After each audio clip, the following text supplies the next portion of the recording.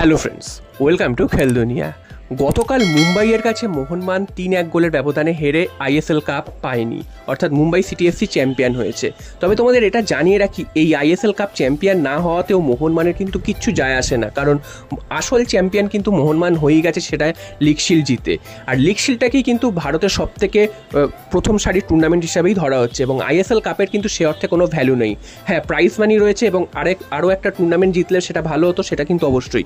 তবে এটার কিন্তু সেই অর্থে কোনো ভ্যালু নেই ইন্ডিয়ান ফুটবলের ক্ষেত্রে। এবং মোহনবাগানই কিন্তু সর্বোচ্চ শিরোপাটা পেয়ে গেছে আইএসএল লিগ শিল্ড জিতে, সেটা কিন্তু আইএসএল এর তরফ থেকেও জানিয়ে দেওয়া হয়েছে। তাই মোহনবাগান সমর্থকদের কিন্তু সে অর্থে খুব একটা মন খারাপ করার কোনো কারণ নেই, যদিও এই ম্যাচটা জিতলে মোহনবাগান ট্রিপল ক্রাউন অর্থাৎ ত্রিমুকুট জয়ের একটা হাতছানি হতো, তবে সেটা হয়নি। তো এরপর চলে আসি মোহনবাগানের আগামী মরশুমে কোন কোন প্লেয়ার থাকবে এবং কোন কোন প্লেয়ার থাকবে না। তো হাভাস কিন্তু জানিয়ে দিয়েছেন হাভাস নিজে আরও 1 বছর থাকতে চান, অর্থাৎ হাভাসকে কিন্তু তোমরা আরও 1 বছর মোহনবাগানের কোচ হিসাবে দেখতে পেতে পারো যদি ম্যানেজমেন্ট রাখে। যদিও অন্যান্য কোচেরও খোঁজ করা হচ্ছে, সেরকমটাই কিন্তু শোনা যাচ্ছে, তবে হাভাস কিন্তু নিজে থেকেই থাকতে চেয়েছেন। এমনকি তিনি যদি থাকেনও মোহনবাগান দলের সাথে, সেক্ষেত্রে টিডি হিসাবেও তিনি কিন্তু থাকতে পারেন, যেটা কিন্তু এ মরশুমে প্রথম থেকে ছিলেন। আর এরপর চলে আসি কোন কোন প্লেয়ারকে মোটামুটি বিদেশি প্লেয়ারদের মোটামুটি ছেড়ে দেওয়া হতে পারে সেই বিষয়ে।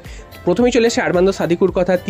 তাকে কিন্তু আর রাখা হবে না বলেই সেটা শোনা যাচ্ছে। আরমান্দো সাদিকুর তিনি গোল করেছেন, তার পারফরমেন্স কিন্তু খুব একটা আহামরি ছিল না বা কনসিস্টেন্ট ছিল না, যে সবসময় তিনি ভালো খেলেছেন সেরকমটা কিন্তু নয়। এরপর চলে এসে আরেকজন প্লেয়ার, তিনি হচ্ছেন ব্র্যান্ডন হ্যামিল। তিনি তো এই মৌসুমটা প্রায় চোটগ্রস্ত হয়ে কাটিয়ে দিলেন, খুব একটা বেশি ম্যাচে খেলার সুযোগ পায়নি, এবং যেই ম্যাচে খেলেছেন সেই ম্যাচেও যে খুব একটা দাগ কাটতে পেরেছেন সেটা কিন্তু নয়। এরপর আছে হেক্টর ইউসতেকেও ছেড়ে দেওয়া হতে পারে। হেক্টর ইউসতে কিন্তু খুবই ভালো পারফরমেন্স করেছেন, তিনি সাইলেন্ট একদম ভাবে খুব ভালো পারফরমেন্স করেছেন।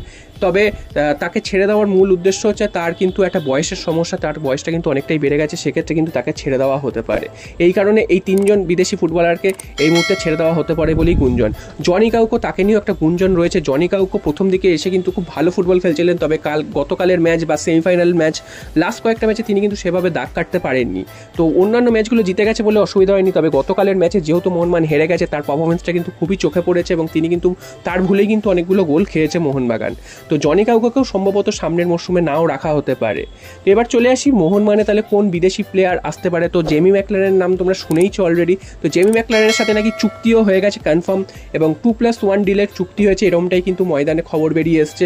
তবে এখনও অবধি কিন্তু কোথাও অফিসিয়াল কনফার্মেশন আসেনি, অফিসিয়াল কনফার্মেশন এখন আসার কথাও না, কারণ এখন সিজনই শেষ হয়নি। সিজন শেষ হবে 31 মের পর, তারপরেই কিন্তু জুন মাস থেকে এই অফিসিয়াল কনফার্মেশনগুলো আসবে। তবে এই মুহূর্তে তার সাথে চুক্তির ডিল ডান হয়ে গেছে, এটাই কিন্তু খবর। এবং জেমি ম্যাকলারেন মোহনবাগান জার্সি পড়ছেন, তার এই মুহূর্তে মার্কেট ভ্যালু 14 কোটি টাকা। তবে 14 কোটি টাকা মার্কেট ভ্যালু দেখালেও তার কিন্তু স্যালারি অত হবে না, 4 থেকে 5 কোটি টাকাই হবে। তো এটা নিয়ে কিন্তু অতটা হাইপ তোলার কোনো কারণ নেই, কারণ জেমি ম্যাকলারেন যদি আসেনও, সেক্ষেত্রে তার পারফরমেন্স থেকেই কিন্তু তাকে বিচার করা হবে। কারণ জেসন কামিংস বা আরমান্দো সাদিকুর ক্ষেত্রেও কিন্তু আগে থেকে একটা হাইপ তোলা হয়েছিল যে 9 কোটি 10 কোটির প্লেয়ার এসে দারুণ কিছু করবেন, সেরকম কিন্তু কিছু হয়নি। যদিও জেসন কামিংস, তার নামের পাশে 12খানা গোল রয়েছে, তিনি কিন্তু সে অর্থে মোহনবাগান সমর্থকদের মন ভরাতে পারেনি, তবে 12খানা গোল রয়েছে, এটাই কিন্তু অনেক ব্যাপার।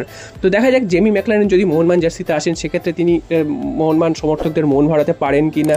তো এছাড়া কিন্তু 2জন বিদেশি যাদেরকে রেখে দেওয়া হতে পারে মোহনবাগানের, সেটা হচ্ছে দিমিত্রি পেট্রাটস, তিনি অবশ্যই থাকবেন, তার তো বিকল্প এই মুহূর্তে কোনো নেই। এছাড়াও কিন্তু জেসন কামিংস, তাকেও কিন্তু রেখে দেওয়া হতে পারে, কারণ তাকে অনেকগুলো টাকা দিয়ে নিয়ে আসা হয়েছে এবং তার সাথে কিন্তু 3 বছরের চুক্তি রয়েছে। তো তাকে যদি এই মুহূর্তে ছেড়ে দেয়, সেক্ষেত্রে কিন্তু একটা বড় ক্ষতিপূরণ দিতে হতে পারে। সামনেই এসিএল রয়েছে, এসিএল অর্থাৎ এএফসি চ্যাম্পিয়ন্স লিগ 2-তে খেলার সুযোগ রয়েছে মোহনবাগানের। সেক্ষেত্রে মোহনবাগানকে কিন্তু আরও শক্তিশালী দল তৈরি করতে হবে যদি সেই টুর্নামেন্টে পাল্লা দিতে হয় বা ভালো রেজাল্ট করতে হয়, এবং বিদেশিদেরও কিন্তু খুব ভালো মানের নিয়ে আসতে হবে।